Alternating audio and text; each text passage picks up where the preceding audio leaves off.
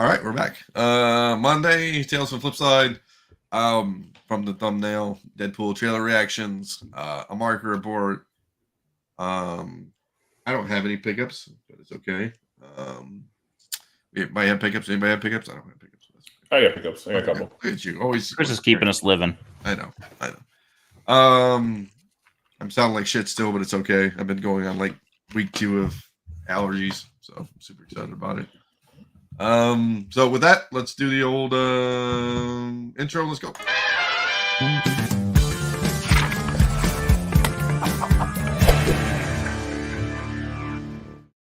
It's funny, Z, that I can talk like during the day and just at night it just gets fucking worse, and then it's like fixed in the morning. It's like, yeah, it happens, man. It's like a hangover, dude. It's like it's reverse hangover. Yeah, no, I feel great and I feel like shit. Let me kind of rearrange these a little bit. Okay. Let me check my screen here. Okay. Let's go through the comments real quick. Look at that. Like alien. People acting like they know me. Let's go. So Chris, you saw this. I actually bought one and I got the Daredevil one, which is lame. Over, yeah, I didn't pick it. It just over here. My wife's like, "Oh, that's cool." I was like, "Yeah, they're doing a Marvel Coca-Cola limited edition, unlimited edition, right? Because it's every Coca-Cola on the planet probably right now." Yeah, it's minorly limited. Yeah, it's limited like the store variants are limited. Correct. So do you think in like 30 years, whoever has a set of these is going to get like 40 grand? No. Okay, good. Yeah, so I mean, I don't know. I mean, people held on to those. Again, I feel like I've been around for a lot of the like Coca-Cola special edition things, like the Olympic cans when those were all a thing. People held on to those. I mean, if you get a little bit of dough for these unopened can scenarios, depending on the following, and I'm not sure if they've made their way over to the rest of the world yet.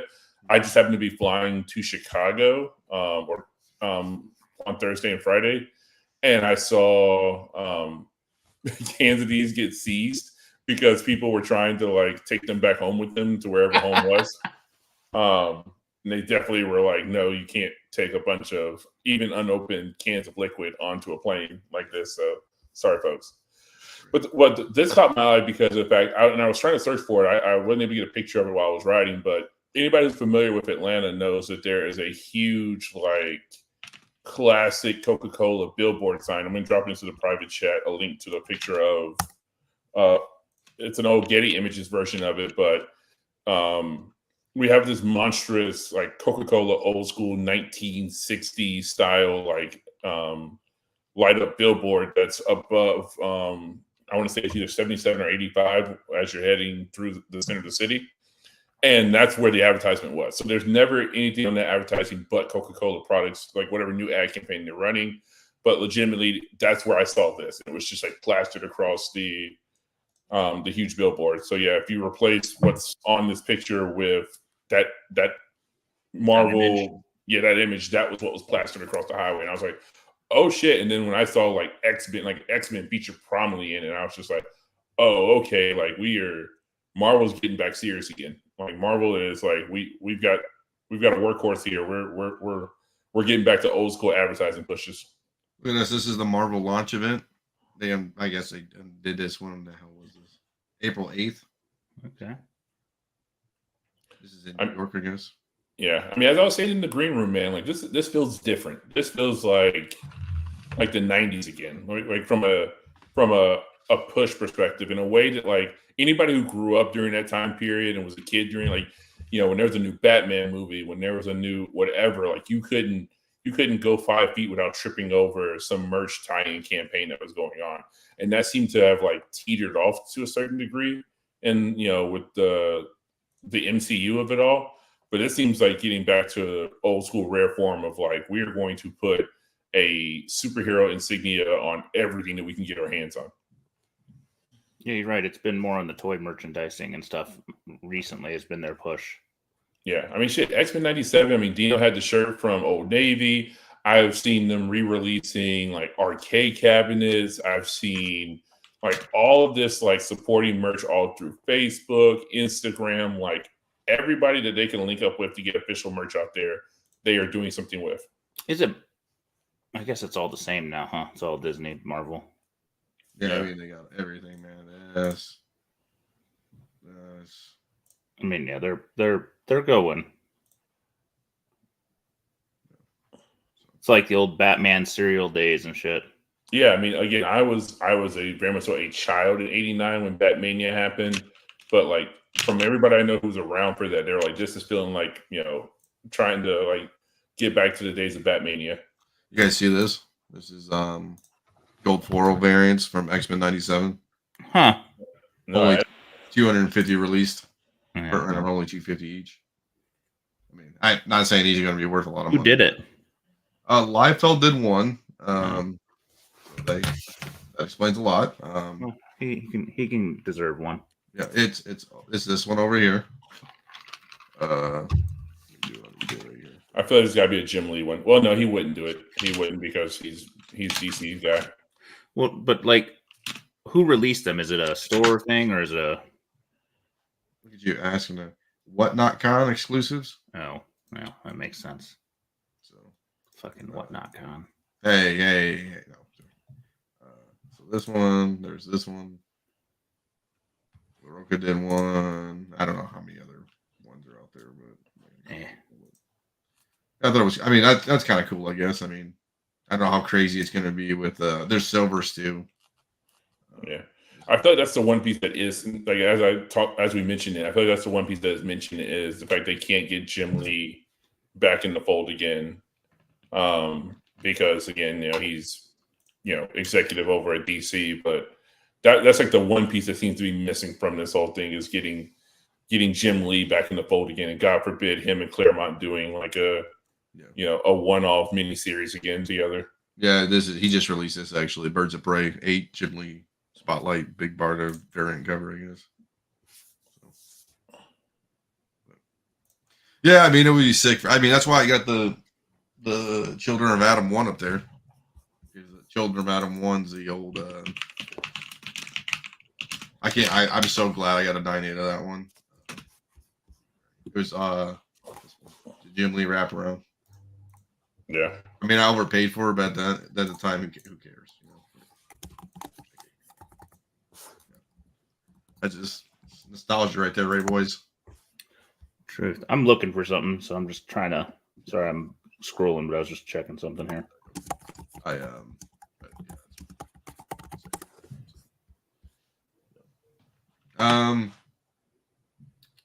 We didn't talk about X-Men '97, the latest episode, but it's okay. I don't think I got to see it, which it was okay. I guess I was too busy watching Fallout. Yeah, it wasn't anything to write home about. It was kind of not compared to the last episode 5 or whatever. Yeah. Well, they got to have a little cool down. Yeah, because we're about to head into a 3-episode Story arc, I guess. Yeah, to finish off the season. Well, I think there may be one more. I think there's one more, and then we go into the 3-episode arc to finish off the season. I think it's called Extinction Event or something like that, or Extinction Level Event, something like that, for the last 3. And I mean, they teased. I mean, Cap making an appearance. Like there's a scene in the second half of the season trailer that shows Cap's shield in one of the sequences. So I mean, it's gonna be interesting. See right there. There we go. Yeah, Bright Yeah. Eyes. Yeah, and then we have Tolerance's Extinction 1, 2, and 3.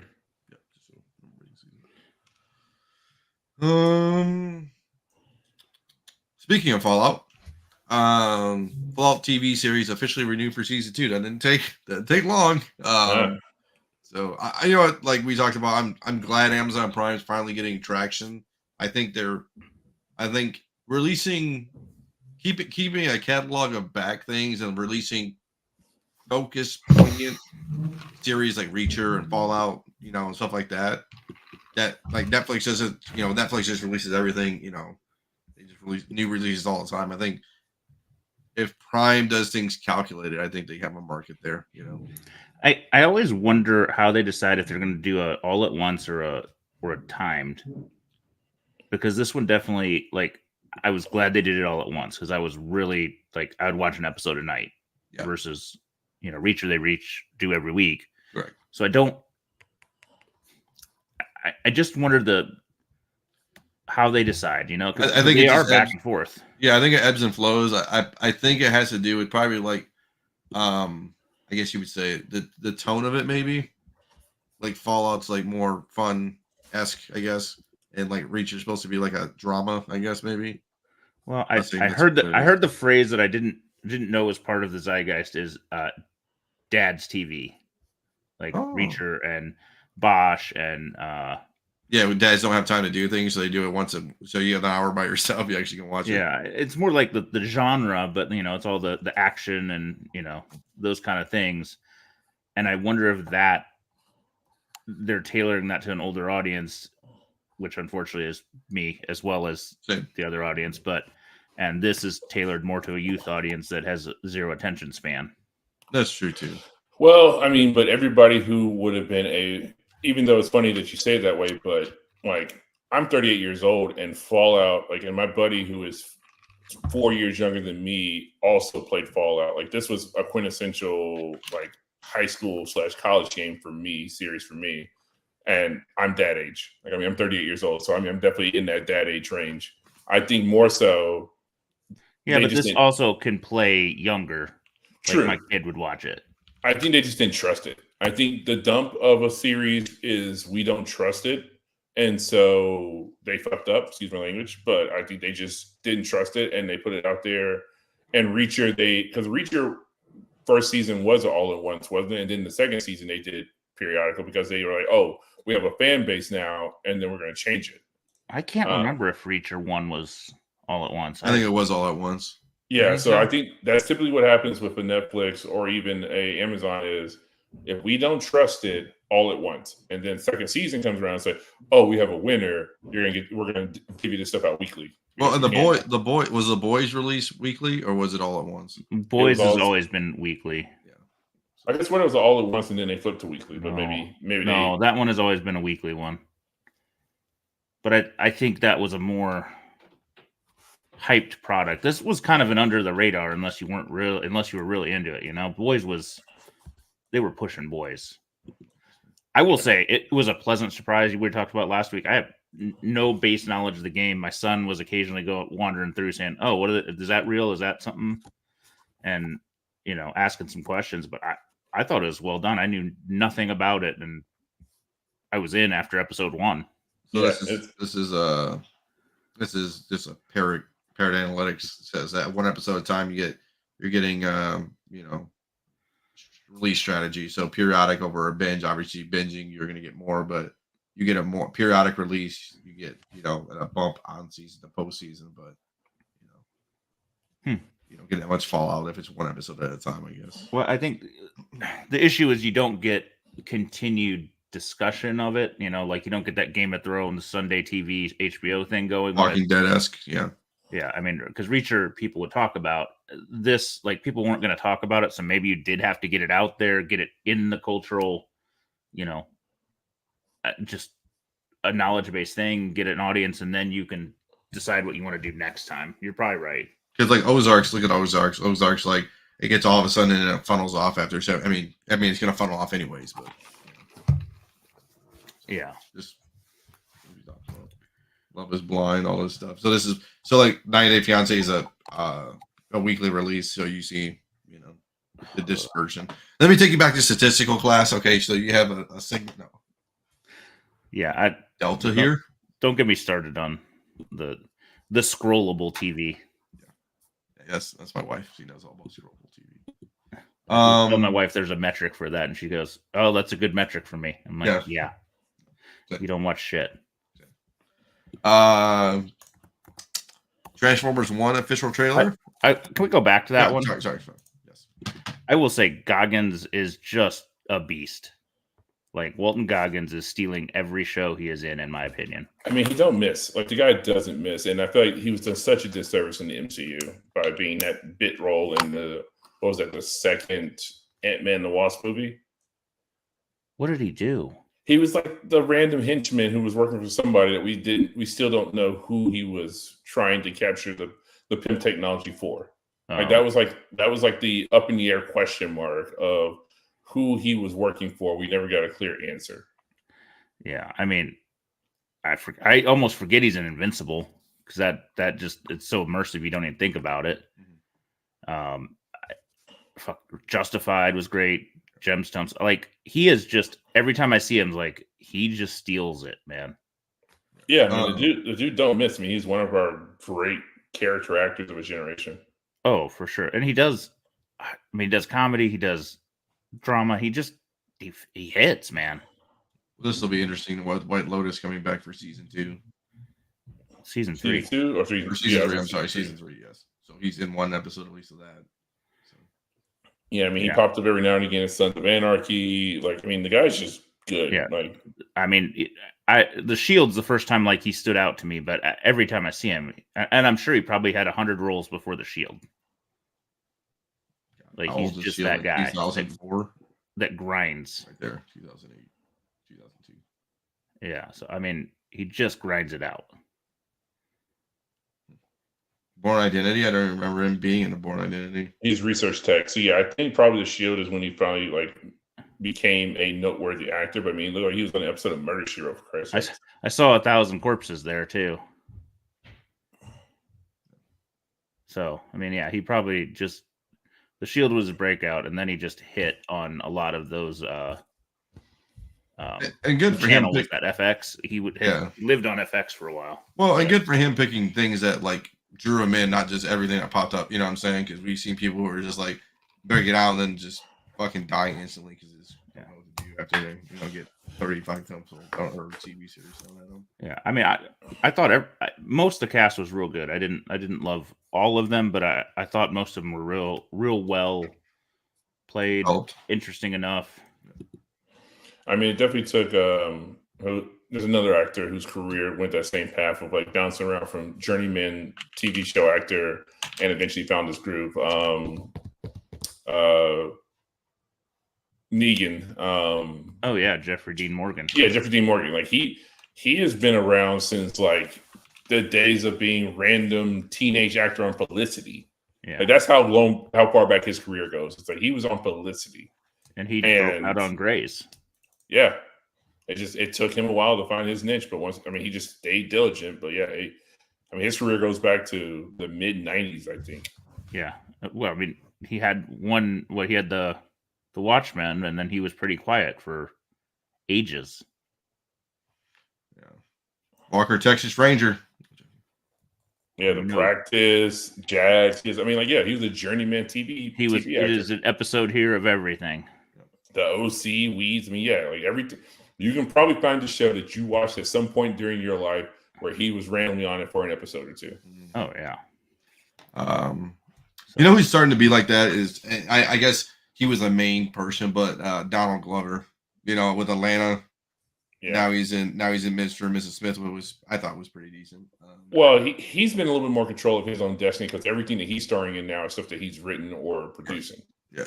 I say another person who started out that way and quickly made the transition out of television to film was Punisher, John Bernthal. John Bernthal. Yeah. He was another was in a bunch of stuff television wise back to back, and then all of a sudden quickly made that transition to being a character actor in television, and then went back or a character actor in movies, and then went back to television. But he was definitely another one who I could have seen if it wasn't for The Walking Dead, and then immediately he jumped to, I think he had a bit role in Sicario, and then he did one or two other things. But it was wait a minute, this dude's.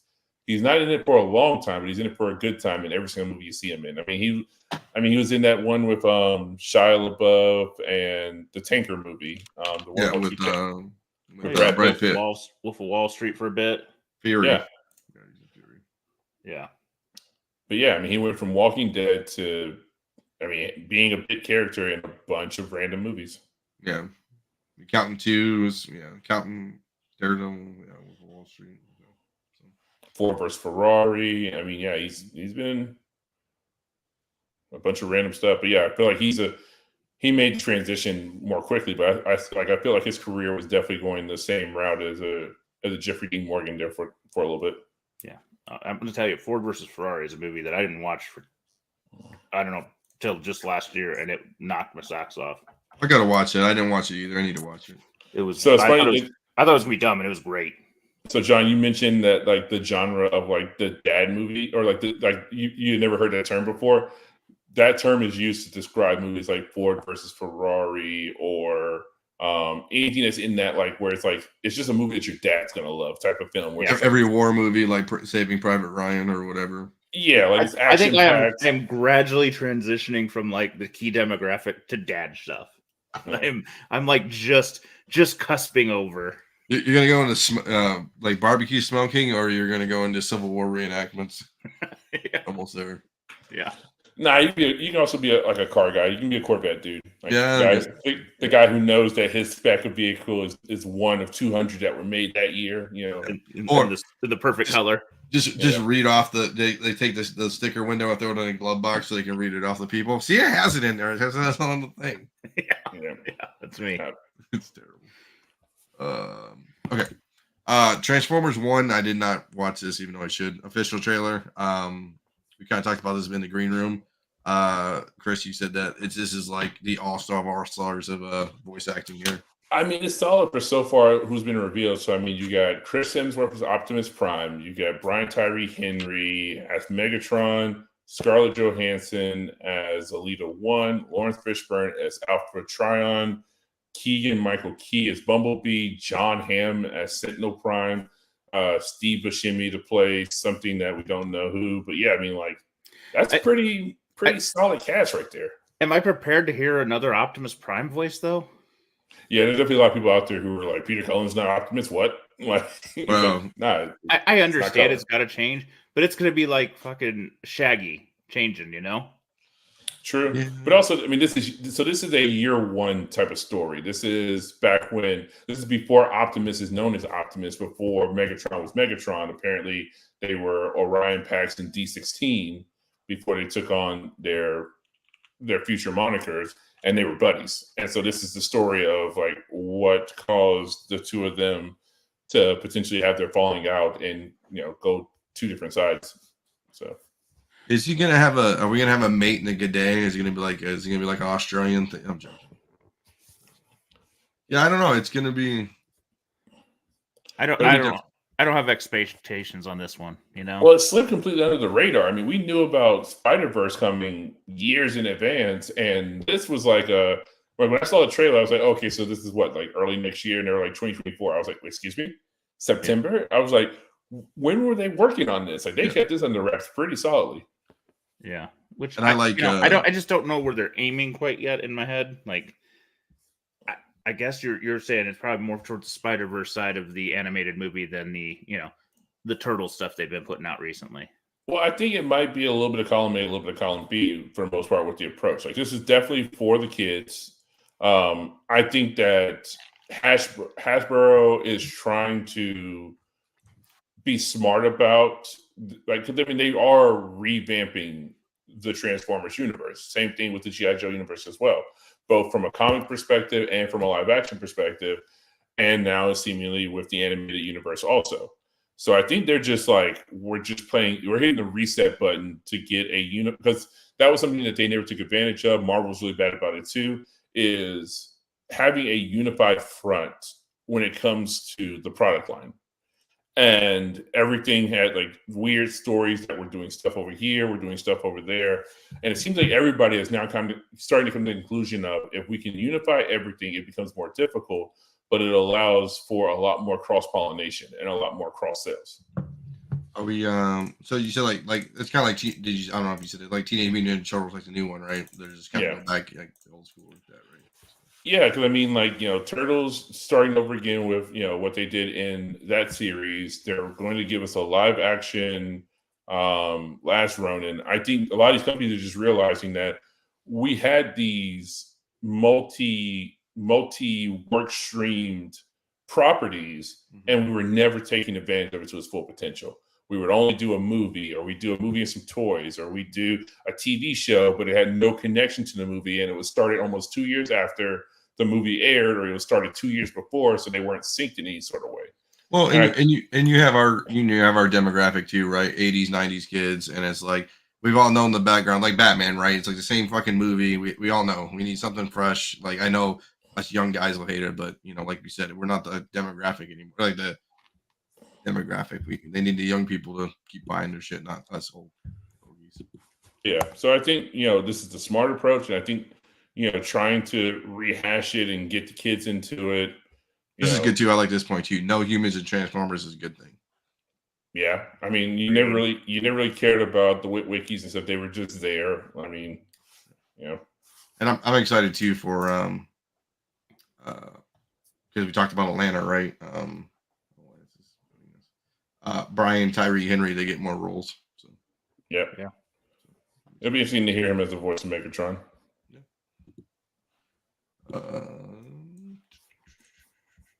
And the thumbnail of the week, Deadpool trailer dropped. Obviously, this is one of the Easter eggs. We didn't know it at the time, but we have a sleeveless Wolverine, but in the back we have Liefeld's Just Feet shop. So, it's kind of funny. I'm sure Rob signed off on that. I don't think. I'm sure he laughed his ass to the bank. Yeah. So, I did talk in the chat. We talked about there's a lot of F-bombs, and maybe they set the record for most F-bombs in a movie. Maybe I've heard too. The only way they do that is if they have Samuel do a cameo. Right. Yeah. That would be epic. Do you think to give the winning F-bomb? Yeah. Right. At the end. Pay for that. Yeah. Do you 378? I heard. I don't know how much we should reveal. God, why do I think that's the funniest damn thing in the planet right now?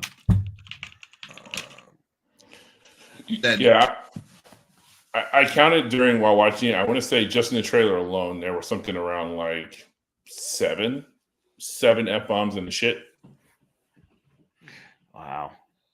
I mean, the trailer had a good vibe. It had the Deadpool vibe. It wasn't like the sad Wolverine, which is going to be interesting because we're so used to Wolverine being like the depressed version, not the fun version. And he still probably will be a bit curmudgeon-y, but I like the idea if we get to see a little bit of fun with the character for once. They said that I heard this just 5 hours ago. I don't know how true this is. That Gambit and X-23 are both have decent sized roles in Deadpool. Wolverine, not just cameos. So I don't know what that means. But all right. So my new stand that's going to CGC right now is going to be worth $8 million. $8 million. $8 million. Yeah, I'm excited. Listen. They didn't really give us a lot in the trailer, which is great. I mean, I'm sure there's some Easter eggs and some stuff, but they didn't like throw it away. Yeah. You could very easily get into the movie and realize you've seen the first 5 minutes of the movie. Yeah. I mean, and pretty much they gave away all the shots they gave away during. Remember the Fox sign that was in the trailer? Yeah. I mean, that was great. There weren't any amazing like cameos unless there was some sneaky stuff that I didn't see on a watch through, but it really it focused on the buddy cop stuff. Yeah, nothing jumped out. I mean, they definitely gave us at least one of the villains. We don't know if there's more to it or not, but So what happens? What happens? It's not going to be a 5-0. It's going to be a 7-5 right now. What happens when? I guess what happens after Deadpool? We think. Do we have any thoughts about that? Like, obviously, Hugh Jackman's retiring. I'm guessing, right? I don't like he's doing another movie. Yeah, no, I think he said he would only come back to do this, and maybe to be a part of the Avengers. So we might get him again. I feel like Feige definitely signed him up for at least 2 films, with it being this one and Secret Wars. Okay. So I think we get him back again for Secret Wars, but I think for the most part he's done. We're looking to cast a new Wolverine. I mean, and I bet he's going to go. I want to not have to get as jacked. Yeah, I mean that's the reason why he's in a costume for a majority of the movie. It was like it's a whole lot easier just to work on arms than it is full body. So yeah. The Batista look. Yeah. Yeah. And then Deadpool. Any thoughts? Like, does he do another? Is this the last of Ryan Reynolds and Deadpool? Oh God, no, not at all. Like, Like, He's their cash cow. yeah, and also like, I mean, so there was something I was watching, and anybody, if you search on YouTube, you can find it. It's like a video essay on we don't have stars anymore, we have brands. And Ryan Reynolds is a prime example of that. Is that everything that he does, everything The Rock does, everything that Kevin Hart does, is more about pushing the brand of Kevin Hart, Ryan Reynolds, and The Rock versus them being movie stars. They don't take chances anymore. Like, all of them took chances in the movies that they did early on in their career. And yeah, they weren't all hits, but they were doing stuff different. They were trying something new. Them shits are gone now. Them days are gone. It is the brand. I mean, same thing with Tom Cruise. So I think he's got a moneymaker here. He's just going to continue to do these more algorithmic type films. And he will definitely continue to go back to his cash cow that is Deadpool for as long as they're willing to have him. I don't see him changing up. And owning a soccer team isn't cheap. I know you know. So, yeah, I mean, again, I'm not saying he needs the money, but you know, yeah, the man's almost a billionaire. Yeah, but I mean, even still, even with being a billionaire, I mean, it's again knowing from like having been a fan of his and knowing where he started from to this point, like I think the guy just found a formula that worked, and he's like, I'm not deviating from that formula. No, because he is very good at said formula. Yeah.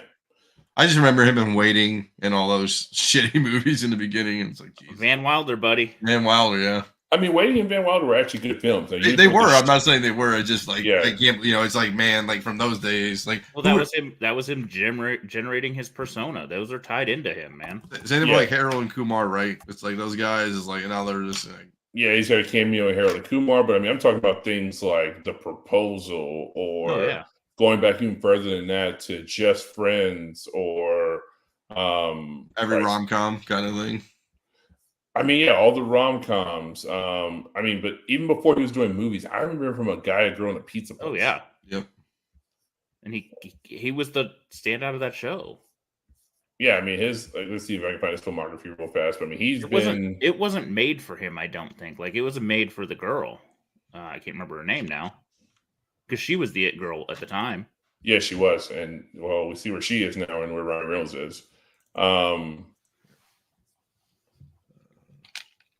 But yeah, I mean, Amityville Horror. Like, again, they kept trying. I mean, he actually worked. He won out, and his scenario worked out better than many others who Hollywood tried to push and make into a leading man. They kept giving him chances in a way that a lot of other people, they just gave up on after a certain point. So I mean, he went from the X-Files, for fuck's sake.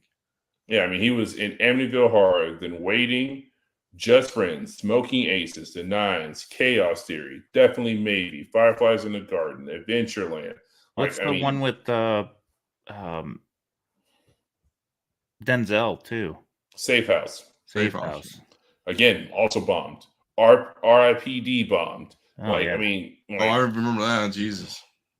They kept trying with him, and eventually he found a formula that worked. But I mean, we all thought that he was about to be the next thing after Blade Trinity, and so did Hollywood. It just didn't pan out for probably a solid 4 10 years. Yeah, it just took a long time to get it right. I mean, God, he's doing Pokemon, Dragon's Lair now, Mayday, Boy Band, Red Notice 2. All this crazy stuff. Yeah, he can do whatever he wants. Yes, I mean, he was good to go once Deadpool hit, but man, you go back and look at that early stuff, and it was just a whole lot of false starts. So yeah, I mean, with a career like that, and yeah, he might be a billionaire, but I mean, a couple of wrong moves, and that shit could go away tomorrow. So I don't think he's slowing down at any time. He's not, and also I think he's watched his counterparts and compatriots who have attempted to have lives after Marvel, and they have not been successful. I mean, let's be real about it.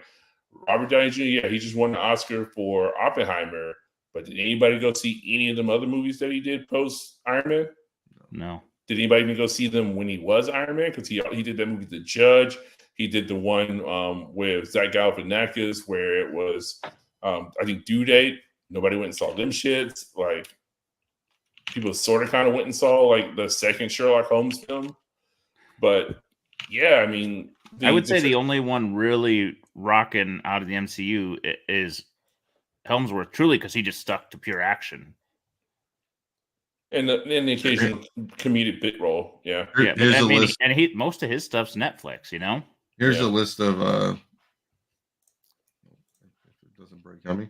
10 movie actors after Marvel that actually became better. So Batista, they're saying Yeah. He's just grinding, I think. He's doing great. Tom Hiddleston, Yeah, Hiddleston's been solid. Sebastian Stan, Eh. I mean, better than most. Tom Holland, which I mean, I disagree on that He one. hasn't hit shit. Yeah, I mean, Uncharted was terrible. and Cherry wasn't great either. Who's next? Haley Atwell. She doesn't even stick in the group. Yeah, she wasn't in there enough Pratt's to be doing okay, but he was its own beast though. Yeah. Oh, Chadwick Boseman doesn't count anymore. I think a lot of these are. Renner is so barely MCU. Well, also he had a whole. That's the thing. So that's an argument I've always made. Like people have brought up these people. I'm like, if you had a career, like a full on career, and it was actively going before the MCU, you were probably fine after the MCU. I mean, Renner had Oscars before. Well, probably so did. I don't know if RDJ had, but RDJ had a name before it, but he had turned it to shit. Renner has always been like kind of a guy that is everywhere. Yeah, he was definitely a journeyman actor. He was, and he's not trying to be a leading man most of the time. Yeah, I mean, except when he was trying, and those actors who own those franchises snatched them back with the quickness. Yeah, but like a lot of his stuff, he's just kind of like part of the cast. Mission Impossible. He was supposed to be the next guy in Mission Impossible. He was supposed to take on the Mission Impossible franchise, and Tom Cruise all of a sudden went, "Never mind, I'm sticking around." Yeah. Bourne. Yeah, but I mean, Robert Downey Jr. Like, yeah, he had a career beforehand, but I mean, he had a long period there where he was persona non grata because of drug addiction. Oh, you remember Sherlock Holmes? He was that. Yeah, like I said, I think other than Pratt's kind of like everywhere. Pratt's like the Ryan Reynolds persona, and then I think Hemsworth is really just he's stuck to action, and he's got his audience. But he's not led like a blockbuster outside of Marvel. It's just been a lot of, No, I mean, we're not saying we're not, let's take this back. We're not saying these people aren't talented because they got where they are. We're just saying, Yeah, RDJ had just kind of his career up. He was persona non grata. Like, he was too, like, okay, so again, big movie file freak. They would not insure Robert Downey Jr. Like, he couldn't get movie roles because a certain component of being cast in a movie is the studio being able to insure you as an actor in case anything happens, they don't lose their whole entire production.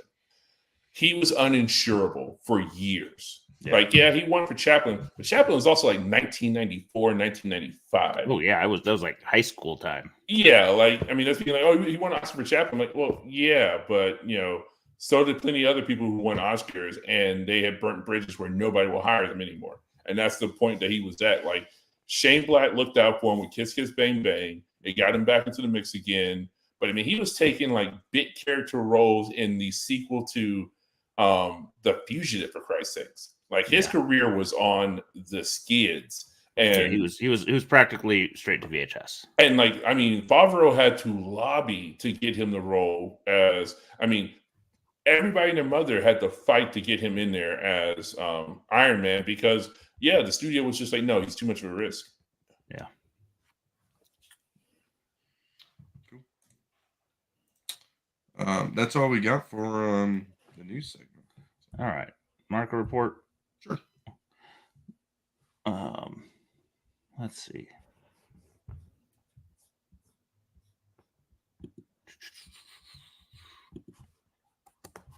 All right, this one I only put this in because I haven't noticed one in a minute. I had this book. I didn't have it in my name. Price check in. It's down. 2022 high was 2,500. So we are approaching down 85%. Mm-hmm. Now it kind of is heading back to 2019 prices, which was when like that hype kind of came of him turning into the abs, whatever the hell he is now. I don't remember his name. The Hulk Jr. person, whatever that character is. Amadeus Show becomes he became the new Hulk. Brutal. What do they call him now? Oh Jesus! Something stupid. Yeah. I don't know. The brief Hulk for a minute. So it is down pretty big time. Down to honestly, pre-hype of the character coming about. So that character is, for all foreseeable purposes, dead spec for now. This is the third one I've seen, and I don't know if I've highlighted all three. I know I've highlighted two of them, but there was a $700 sale for a newsstand, a $550 for a non-newsstand, and now this is a $470 for another newsstand. Which they probably got for $1. Probably. I mean, I don't know. It's one of those weird things where, like, Beetlejuice is not thought up as a comic. It just happens to have a comic. There's going to be a little bit of crossover, but I just don't know yet on this one on where it's going to go. I think there'll be a little bit of hype just because people buy shit because it's shit. But again, it's not a primary comic entity. This one was cheap, I thought. One of the last Frazetta full story, I think, is in this one. Creepy. Number 1, a 9.2, which is pretty high grade for a magazine, for only $346. So this feels like a great grab for somebody that, horror collectors, Frazetta collectors, all of the above. Another book from Days Gone By. It only caught me because this is a decent grade for a Silver Age book. Not high grade, but we're definitely heading into the money. Under $900 for an 8.5. The 2015 all-time high, which is an unusual thing for any book these days because almost everything is a 2021 or 2022 high. The 2015 high is 3,300. Back in the COVID high, it hit a 2,280, and now we're back under $1,000. Again, I don't know if they'll ever use these characters. Who knows? It's a gamble if you want to play it. I mean, it is a classic kind of cover at this point, but just one of those interesting books to see what has happened to it. I honestly like the cover, just the purple, the gray tones. It's got my jam on it, but again, we're in the realm of dead spec for now. Though, if you're going to gamble, I'd gamble on this over Amadeus. I think there's a stronger possibility of, with the success of the X-Men, us revisiting the Inhumans in a way that, and I mean, just kind of hand waving over the old shit. Like, I think if they just go, let's just follow this X-Men formula for everything that is team-based, I think they may be successful. So, I mean, the thing is that they did a better portrayal in Agents of S.H.I.E.L.D. than they did the damn movie. Well, I mean, getting into why the Inhumans didn't work is now you're getting into the politics of TV, movies, all that shit. Yeah, and the fact that Feige absolutely hated Jeff Loeb. Like, pretty much, like he was going to spite his nose, cut off his nose and spite his face. Because of the fact he just was like, I can't stand Jeff Loeb, and I don't want any of that shit in my universe, even if it is good. I just don't care. I don't want it there. And so the Inhumans were the whole reason they were supposed to be a movie, and Loeb fought to take them to television, and that's when Feige was just like, well, in that case, you don't belong in my universe. Like, and then they got the X-Men. Yeah, and they have the X-Men. And he's like, well, now I really don't care. And also, Loeb, you're fired anyway. So that was the end of that conversation. Well, so. The Inhumans almost need the Fantastic Four. And it just kind of was like, It was a hodgepodge of we don't have the X-Men ultimately at the time. Yeah. This is just a cover caught my eye. It kind of reminds me of Horrific 1. But, the nice, lots of colors going on. We got flames. We got all kinds of stuff. We got a skull. This is Haunted Thrills 6. Sorry, I took an image of the prices because I didn't want to write them all down. There are a total of 38 in the census, 2 9.2s, 2 9.0s, a couple 8.5s, and then we kind of go down to the dregs. High sale of this book was actually in April of 2024. A 9.2 went for $50,000. Wow. Just on a tell you where the Golden Age market went. The River City pedigree 9.2 in 2012, so 12 years earlier, went for $1,200. Wow. So that book has done very well if you've had it a while. What year was that? You said 90, 2020, 2012. 2012. 2012 versus this month. Dude, we had $1,200 back in the day. Jesus. Where were we at on those? I don't even know if we were in 2012. Probably just barely. Yeah, I guess. And I bet that's right when we were starting. I bet you Black Cat bought that. I don't, man. No, he got out of it, remember? Not during that time, though. Oh, maybe at that time he did, but he got out now. Yeah. But like just another couple prices, like a 4.5, 4.0 range is about 4K. So I didn't get into the weeds, but it looks like a decent, mid-low grade. Mm-hmm. And so feels like it was a good buy. I also like the dice throwing that I just really noticed. Snake Eyes too. I didn't notice he was doing that. Another cover that just caught my eye. This is Deep Purple House of Secrets. It has some great covers. There's a growing fan base of these DC bronze horrors with high grade. I didn't dig into like trying to grade it myself here, but it looks really, really clean for a purple cover. However, a 9.6 sold this month for $2K. Wow. A 9.4 sold last year for $255. So that's quite a spread between that. There are 5 9.6s and 11 9.4s. So I don't know, man. I don't know what to think of it. Seems like if you're gonna get a chance at a high grade, it's not a bad price. I don't know if maybe it's just picked up also that market. I haven't been following it too in depth, but maybe something to keep your eye on these bronze high grade. I always watch this book because my brother made a killing on one of the newsstand 9.8s at some point. He did not have the high sale of a newsstand, which was $3,500. I think he got in that $1,500 to $2K on one. But just reference, there are 142 9.8s at this point. The 2021 high is $1,500. For a newsstand was $3,500. For 2023, there were 5 sales between $500 and $1,000. So we're kind of trending right in the middle. It's still a popular cover with the Mr. Fix-It look. So, and Todd, we love, Todd has his fan base that will never die. This is just one that caught my eye because I've watched some of the anti-communist books and all that good stuff. This is 1960s, which is a little later than what I usually watch, but I just thought it was an interesting cover and an interesting title and just a lot going on. What I took out of it when I looked at it is there are actually 8 versions of this book sent out by different places it was distributed. Like I'm sure it was a free handout type book, and there was 8 different places it would come from. So somebody probably is collecting all of these damn things. They are not scarce. They're scarce as far as scarce, but there's a couple 9.8s in a couple of the versions. So they're not impossible to find in high grade. It's not like there's a ton of them, but there definitely were some that probably got found in boxes that had a couple high grades pop out. I didn't.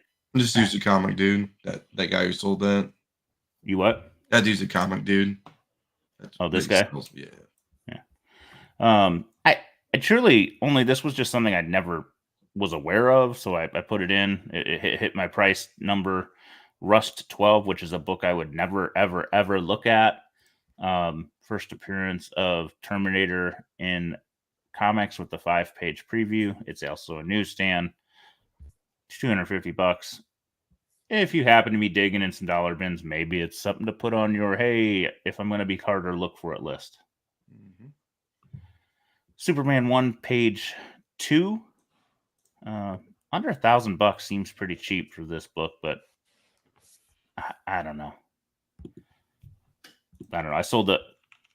I don't know. I just don't understand the pages. I don't understand how to judge them, grade them, or not grade them, but judge and understand their value.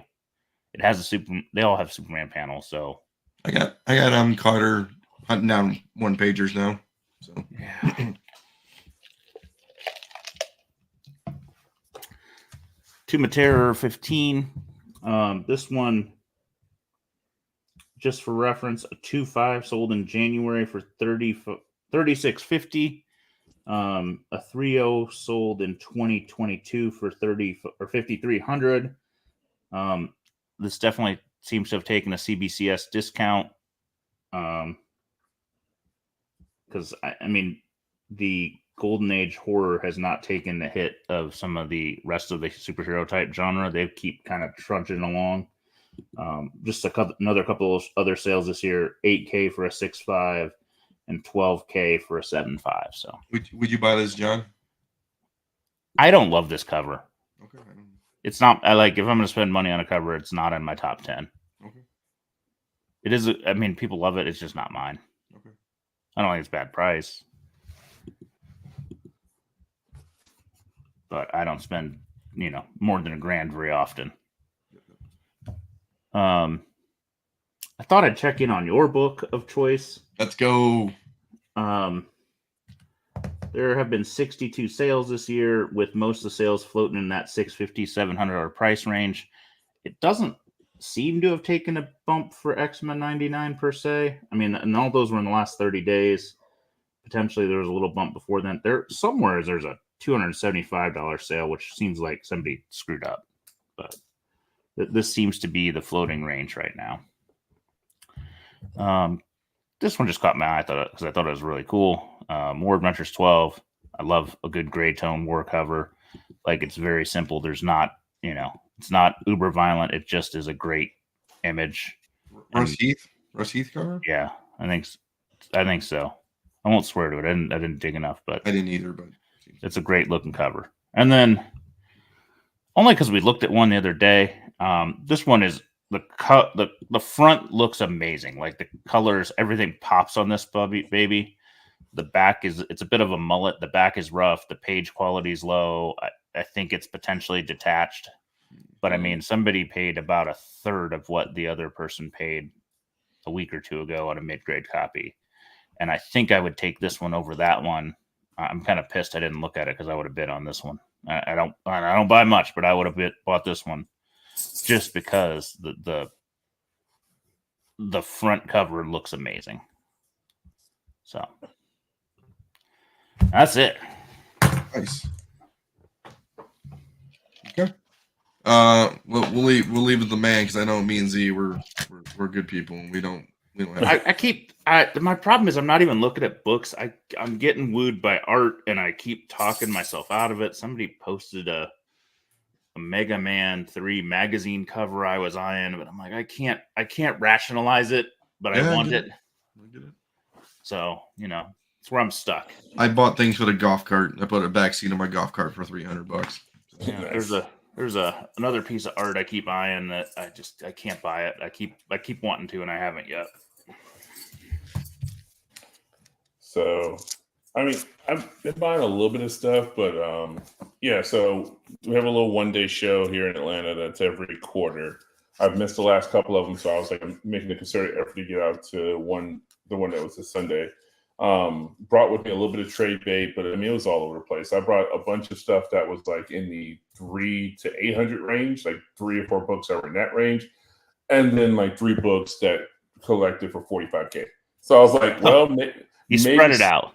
Well, I was like, maybe somebody will have something that. There's one guy in particular, Sheldon from Heroes Aren't Hard to Find, shop in Charlotte that's responsible for Heroes Con. Mm-hmm. And so he'll occasionally bring like, a 181 9.4 into the building. So I was like, okay, maybe I can upgrade my 9.2 into a 9.4 or whatever type of scenario. So I'm hoping that maybe he has some stuff, but no, he just stopped bringing stuff like that because it just ain't that type of show for the most part. Yeah. Even though there was a guy who had Batman 1 through like 10.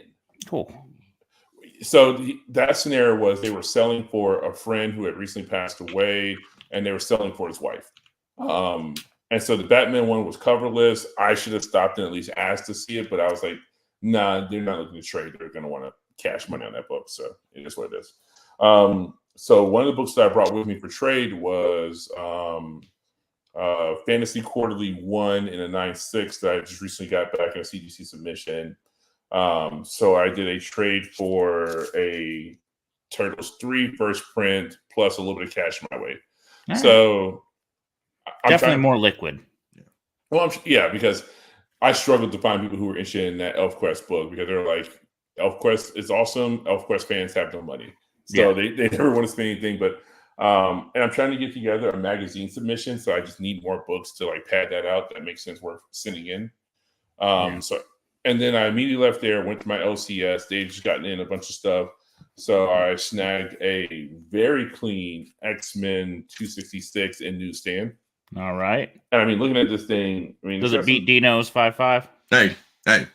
I mean, we can compare Dino's. Not yet. We can compare to Dino's 5.5, but yeah, it's much better. Damn it! I forgot you had the 5. like the colors aren't even the same. Like you can compare. Like look at the colors on. Hey, low grade bitches need love too. Okay. Yeah. Okay. I was like, oh man, I'm gonna crack this out and send it in for Dino. We need to make sure we can identify whose book is whose. I'm like, that won't be an issue. Damn it. Yeah. I was like, well, they're both newsstand, and that's about all they have in common at that point. I think you just need to like sign the case when you get it back, and it could be like a pedigree. But yeah, so again, very clean copy. I think asking price on it was in the $200 range, and we definitely worked our way down from there. This has been sitting in the shop for a while, and I keep passing on it, but I was like, I can only pass on it so many times before I just need to take it home with me. So newsstand. Nice. Oh yeah. I mean, Beta Ray Bill may get his day in the sun if he doesn't. It's still a generally clean copy. I mean, there's a couple ticks here and there, but nothing that somebody who knows their way around a press can't fix. Again, anytime I come across a first appearance of Mr. Sinister that's clean or otherwise, I'm still picking it up, because these things are just. It's a safe play. I mean, $50 or less. I mean, they're easy money. As long as they're not completely just destroyed, they're solid because all signs point towards Sinister being the big baddie of MCU X-Men's first go around. Little Dark Phoenix action because again, why not? Unfortunately, not a newsstand, but I'll still take it. Yeah. And last but not least, little first appearance of the Teen Titans. Nice. It's a book I've never owned. Really? I've had one, too. Just never have owned it. I've come across it so many times and just like never thought to pull the trigger on it. I just never had faith like that in DC. But with the rehashing of things, I could see them doing Teen Titans effectively. So hey, why not grab it and see what happens? Yeah, right price, right day. My son's getting into Teen Titans right now. Teen Titans Go? Yep, Teen Titans Go. He's like, Dad, Teen Titans. Well, the best is like you could watch it and be entertained on a different level. Yeah. I'm pretty sure I've watched every episode of that. Show him the other book I sent, the New Mutants. So I sent my New Mutants. So me and this is CPR twice. This is so I sent it to Chris the first time. It came back a fucking 7.0 like an asshole. And me and Chris were like, it's a 9, dude. Like we thought it was like at least a 9 or 8.5. Yeah, this isn't the 7.0 book. Like this. Thank you, Jesus. Like there's no like stains on it, nothing crazy. This is just somebody just had it out for you. I mean, yeah, this is at its worst is an 8.5. Yeah. Like, at its absolute worst is an 8.5. I've seen in books where I was like, there's no way in hell this is anything better than an 8.5 that I've had, and they came back a 9.6. I was like, I got killed on it, man. At the end of the day, I was like, because I bought it for what I think we talked about, like $200 or something, or whatever it was, $150 or whatever. I'm like, we're like, oh, if it gets below an 8 or something, it's you'll break even, but it just looks pretty good, and I got fucked up. It was a day that we talked trash. We shouldn't have talked trash, and you got host. I mean, but they seem to have been they've lightened up. It seems like as of right now. Like right now is a good time to be getting stuff in because I definitely had some books come back where I was like, I mean, I personally. So here's one of the books that came back from my submission that I'll show. This is the Batman Adventures. For anybody who's been consistently watching the show, you would have known that I bought this back in the UK the same time I bought the Deadline 1 and 2. And I thought on a good day, this book was maybe a 9 for best case. I mean, that is absolutely a gimme of a grade at a 9.4. It came back a 9.6. So again, they are just in a good mood right now. I mean, so right now it's the time to be submitting. I mean, there's like one ding on it. I mean, I showed it to somebody else, and they were just like, I would have given this book a 9.6. I was like, oh, maybe it's like rate harder than most. Yeah, But you got to be prepared for the worst. Yeah. Hey, maybe this will be the pedigree mustache label. See me? Yeah. But yeah. So I guess one of the things I'll mention is, so again, if anybody's attending Heroes Con, I will be there hanging out for the entire weekend. I'm from Charlotte, so I'll be definitely spending some time with my dad to celebrate Father's Day weekend.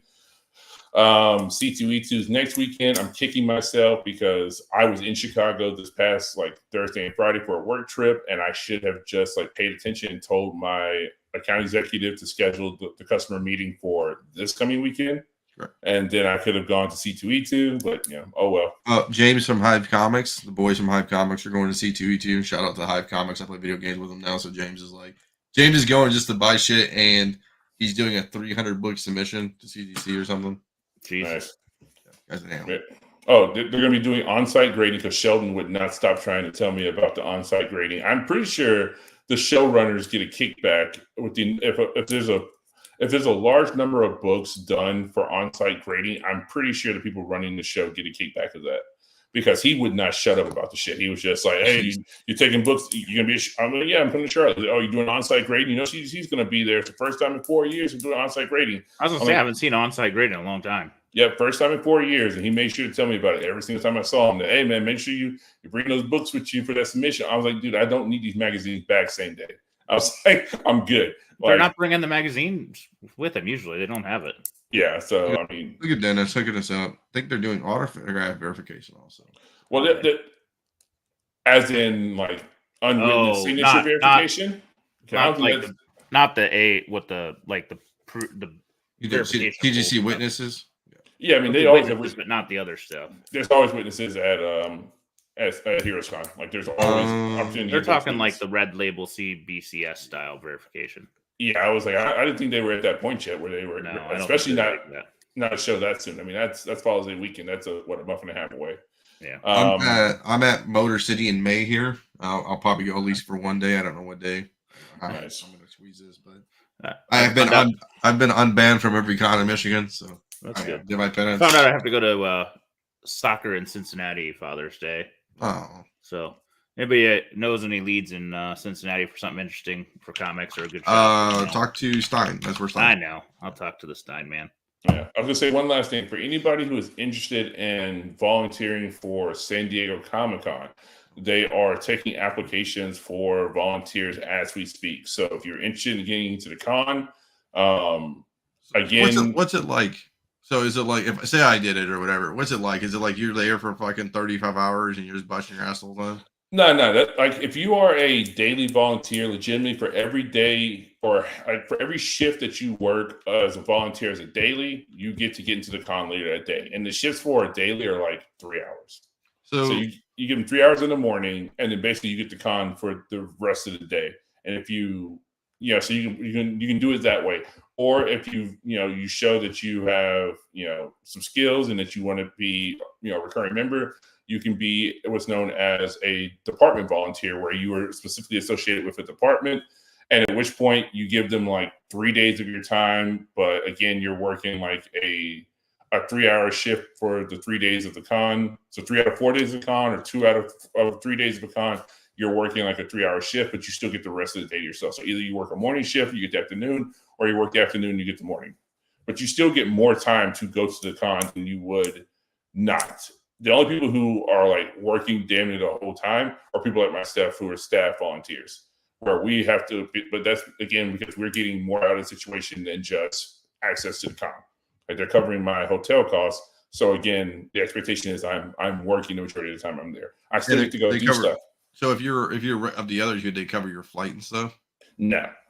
That's usually, you're on your own. But again, if you're like us and you have any type of like side business situation with this, the flight situation isn't usually terribly expensive. I mean, I'm coming from the other side of the country, and usually I can find a flight for $400 or less round trip and a good seat, Comfort Plus with Delta from Atlanta to San Diego, because it's a direct stop. And probably Detroit to San Diego would also be a direct shot as well with one of the major players.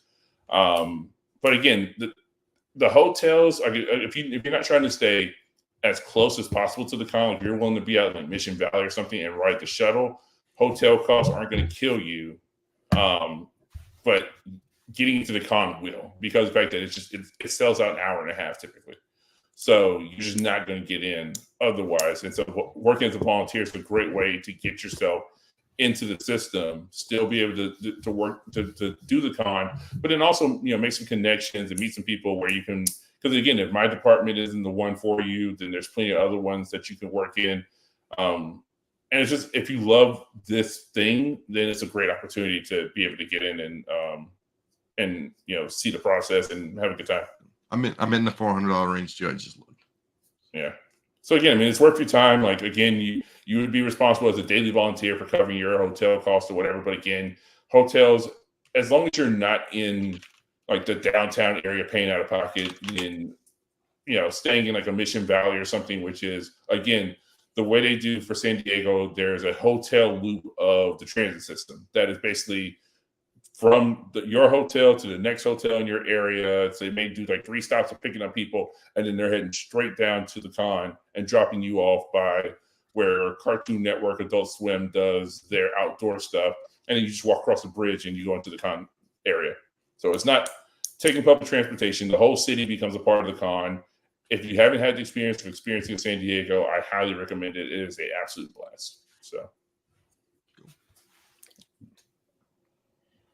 All right. Hey, I just want to give a shout out to one of our boys, TJ Vaith in Buffalo. I just saw he opened himself a comic shop / art studio in Buffalo. So congrats to him, man. If That's you are in that area, check it out. It's VARGR.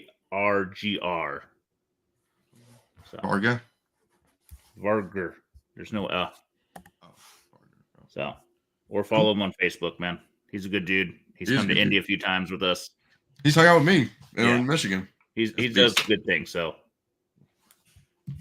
check out people that are good people. For me, so tonight we had Flipside. Tomorrow Carter has to work, so no show Tuesday. And I've been trying to get on the Sunday show, but the wife works, so it's just hard for me to do the Sunday show. Take a day. I know.